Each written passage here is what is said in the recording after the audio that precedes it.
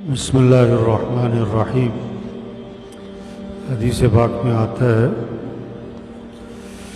اللہ پاک کو ذی الحجہ کے جو 10 دن ہیں ان دنوں کے اعمال بندوں کے ان دنوں کے نیک اعمال اللہ کو سب سے زیادہ محبوب ہیں۔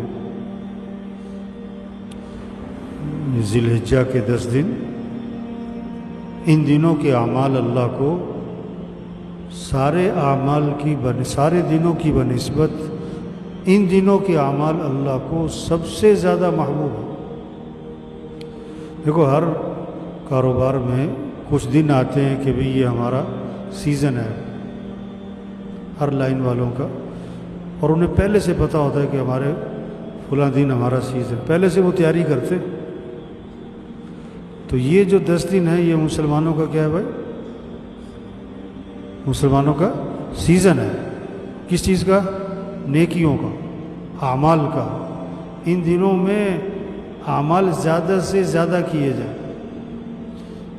گھروں میں اس کی فضا بنے، بچوں میں بچیوں میں تذکرے ہوں، مردوں میں عورتوں میں آپس میں یہ باتیں ہوں کہ بھی ذی الحجہ کے 10 دن شروع ہو گئے، یہ قیمتی دن ہے، یہ فضیلت والے دن ہیں، یہ فضیلت والی راتیں۔ اللہ نے ان 10 راتوں کی قرآن پاک میں قسم کھائی، والفجر ولیال عشر، 10 راتوں کی قسم۔ وہ کون سی 10 راتیں؟ یہ ذی الحجہ کی۔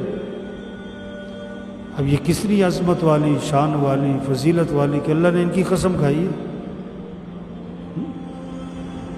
حدیث میں آتا ہے کہ ایک دن کا روزہ جو ہے، یہ ذی الحجہ کے شروع کے جو 9 دن ہیں، 10ویں دن تو عید ہے، ایک روزہ 1 سال کے روزوں کے برابر ثواب ملے گا، اور ہر رات کی عبادت شب قدر کی عبادت کے برابر ثواب ملے گا۔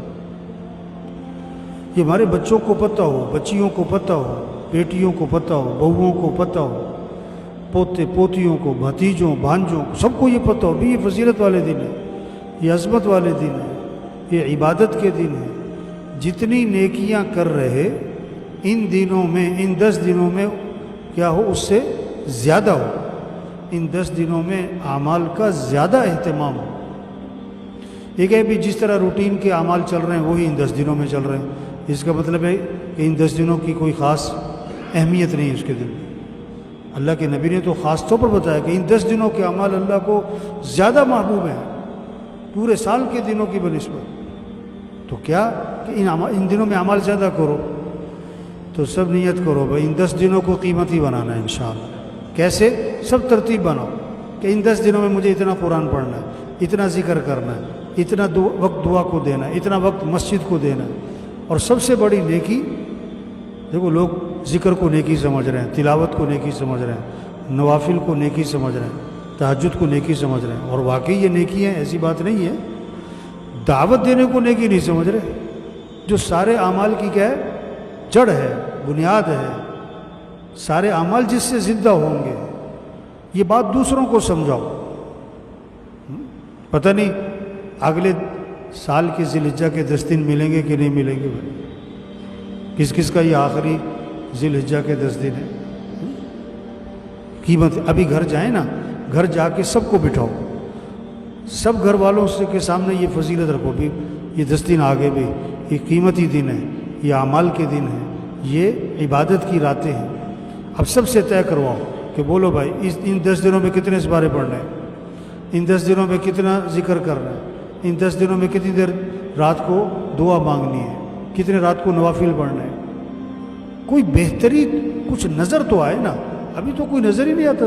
ذی الحجہ آیا چلا گیا، آیا چلا گیا، کوئی نظر ہی نہیں آیا کہ بھئی یہ 10 دن عبادت کے ہیں، یہ عظمت والے ہیں، یہ فضیلت والے ہیں، ان میں اعمال زیادہ کرنا ہے، ان میں عبادت زیادہ کرنی ہے۔ کوئی فضا نظر آئے گھروں میں، مسجدوں میں، وہی روٹین کے نمازی، وہی روٹین کی اعمال، وہی روٹین کے دن گزر گئے۔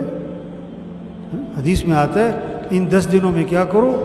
الحمدللہ، لا الہ الا اللہ، اللہ اکبر، اس کی کثرت کرو۔ اللہ کے نبی فرما رہے ہیں اس کی کیا کرو؟ کثرت کرو. اور علماء نے لکھا ہے کہ جس تسبیح کو آدمی 300 دفعہ کر لے نا وہ کثرت میں شمار ہو جائے گی. اب کم از کم 300 دفعہ یہ تسبیح کرو، ہر گھر کے ہر فرد سے طے کرواؤ.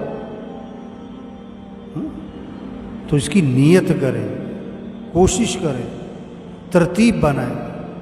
وقت گزر جائے گا. دیکھو کتنے قیمتی راتیں، کتنی قیمتی دن بازاروں میں اور جناب باہر چوکوں میں اور پھٹوں پہ اور بلا وجہ منڈیوں میں پھر رہے ہیں. بہت سارے منڈی کیا جائے ایسی بلا وجہ چکر چکر لگا کے آ گئے، بھاؤ شاہ پوچھ کے آ گئے. پھر فائدہ کیا؟ ضرورت کیا ہے؟ یہ اپنے وقت کو قیمتی بناؤ، زندگی کو قیمتی بناؤ. یہ بات پھرنے کے لیے تو نہیں ہے. زندگی بڑی قیمتی زندگی ہے، بڑے قیمتی دن ہیں، قیمتی راتیں ہیں. اس کو قیمتی بنائیں ورنہ گزر جائیں گے.